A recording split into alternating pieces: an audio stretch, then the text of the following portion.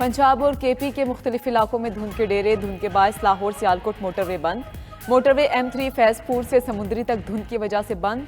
धुंध के बायस motorway M1 भी रशकई से पेशावर तक बंद। मोटरवे पुलिस की ड्राइवर्स को फोकलाइट्स का इस्तेमाल करने की हिदायत। तर्जमान मोटरवे पुलिस का कहना है कि शहरी गैर ज़रूरी सफ़र से गुरेज करें, तेज़ रफ्तारी से परहेज और अगली गाड़ी से मुनासिब फासला रखें।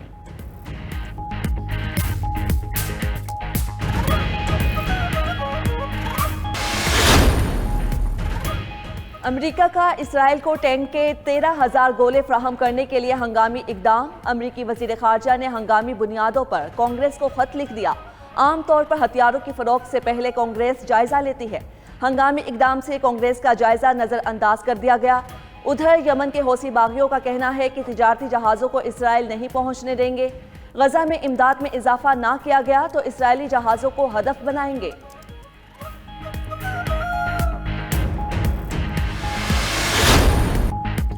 हर बार मुल्क व कौम की तरक्की के लिए काम किए, हर बार मुझे निकाल दिया गया।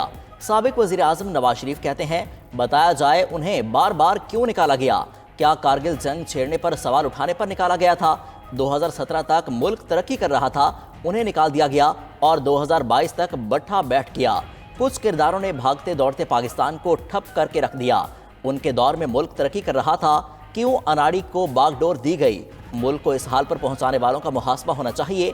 भारत और अफगानिस्तान समेत तमाम हमसायों से मामलात बेहतर करना होंगे। कायद नून लीग का पार्टी के पार्लिमानी इजलास से खिताब।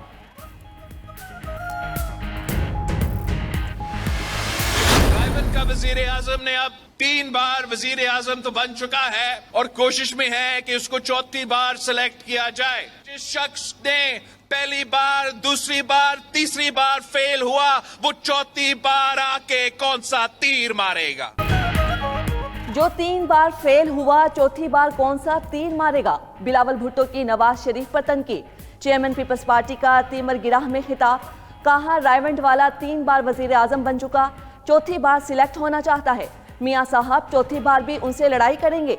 वोट की इज्जत की सियासत करें, बेइज्जती की नहीं। एक बार तो मुंतखब होकर आए, फिर सिलेक्ट हुए तो अवाम नहीं मानेंगे। साबिक चेयरमैन पीटीआई ने एम्पायर की उंगली पर सियासत की। जमान पार के वजीर आजम ने इक्तिदार में आकर जाती इंतकाम में मौका जाया किया।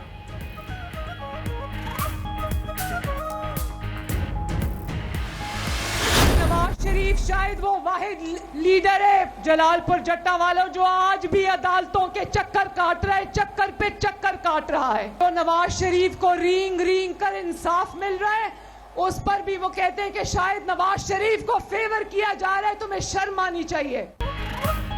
नवाज शरीफ को कोई रियायत नहीं, रींग रींग कर इंसाफ मिल रहा है। मरियम नवाज कहती हैं, नवाज शरीफ को रियायत मिलने का कहने वालों को शर्म आनी चाहिए।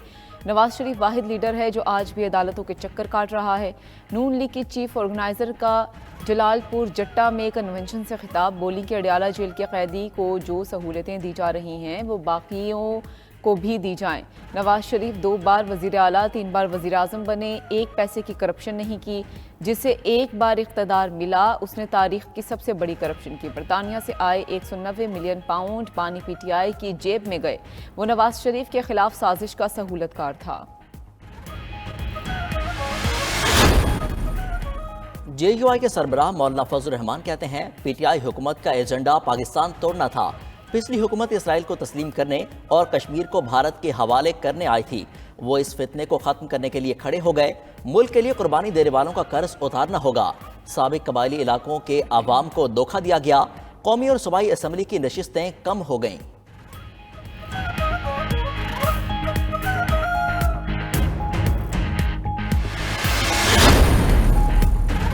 चेयरमैन पीटीआई बैरिस्टर गौहर खान कहते हैं, तमाम जमातों को शिरकत की आज़ादी से इलेक्शन मुनसिफाना होता है। इलेक्शन के अमल में इंतखाबी निशान अहमियत का हामिल होता है। तहरीक इंसाफ को इम्तियाजी सलूक का निशाना नहीं बनाया जाना चाहिए। इंतखाबी निशान तहरीक इंसाफ का कानूनी और आईनी हक है। इलेक्शन कमीशन से सर्टिफिकेट के फौरी इजरा का मुतालबा करते हैं।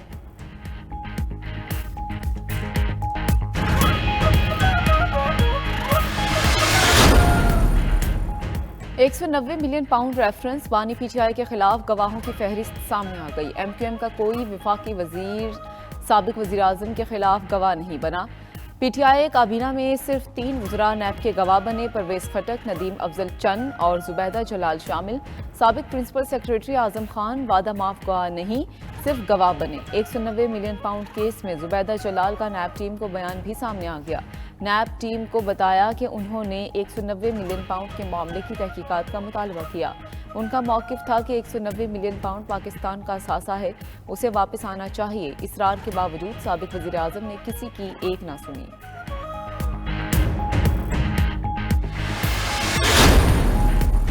तौहीन इलेक्शन कमीशन केस की जेल में कार्रवाई चैलेंज। बानी पीटीआई ने लाहौर हाई कोर्ट में दरख्वास्त दायर कर दी, मौक़िफ़ अपनाया। इलेक्शन कमीशन ने गैर कानूनी तौर पर तौहीन इलेक्शन कमीशन की कार्रवाई शुरू की।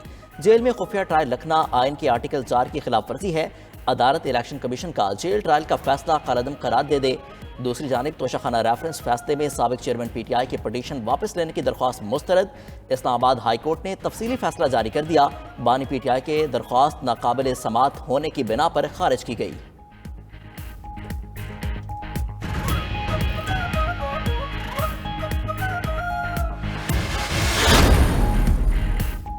सिविल और फौजदारी मुकदमात पहले आइए पहले लगाइए की बुनियाद पर समाअत के लिए मुकर्रर होंगे। प्रैक्टिस एंड प्रोसीजर कानून के तहत कायम कमेटी का फैसला। चीफ जस्टिस काजी फाइज ईसा की सरबराही में कमेटी का 5वां इजलास हुआ। मीटिंग मिनट्स जारी। जस्टिस तारिक मसूद, जस्टिस एजाजुल एहसन और रजिस्ट्रार सुप्रीम कोर्ट ने शिरकत की। कमेटी ने 18 से 29 दिसंबर तमाम रजिस्ट्रियों में बेंचेस की तश्कील का फैसला कर लिया। 18 से 22 दिसंबर इस्लामाबाद, कोयटा और कराची रजिस्ट्री में एक एक बेंच मुकदमात की समाअत करेगा।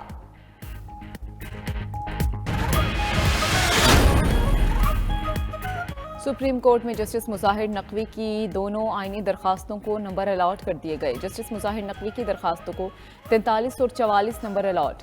सुप्रीम जुडिशल काउंसिल कार्रवाई के खिलाफ गुजरावाला बार की दरखास्त को 45 नंबर अलॉट किया गया। जस्टिस एजाजुल एहसन के खिलाफ मियां दाऊद की दरखास्त को 46 नंबर अलॉट कर दिया गया।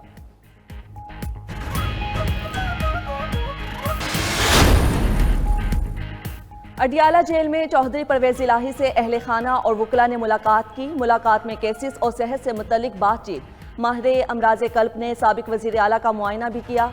दूसरी जानिब फवाद चौधरी राहदारी रिमांड पर एंटी करप्शन की तहवील में मौजूद। फवाद चौधरी को आज रावलपिंडी की अदालत में पेश किया जाएगा। अस्करी टावर जलाओ घिराव के मुकदमे में असद उमर की जमानत खारिज। रहनुमा पीटीआई असद कैसर को रिहाई न मिल सकी। सवाबी पुलिस ने 3 MPO के तहत हिरासत में ले लिया।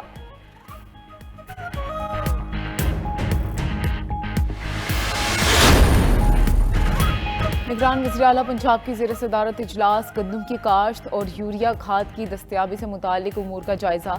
वज़ीर आला का यूरिया की दस्तियाबी के लिए निगरान वज़ीर आज़म से राबते का फैसला। खाद साज कंपनीज और डीलर्स का इजलास भी तलब कर लिया। कमिश्नर को ऐप पर खाद की नकलो हमल यकीनी बनाने की भी हिदायत। दूसरी जानिब लाहौर की सड़कें धुलेंगी। निगरान वज़ीर आला का स्मोक पर काबू पाने और लाहौर को डस्ट फ्री बनाने के लिए अहम इक़दाम।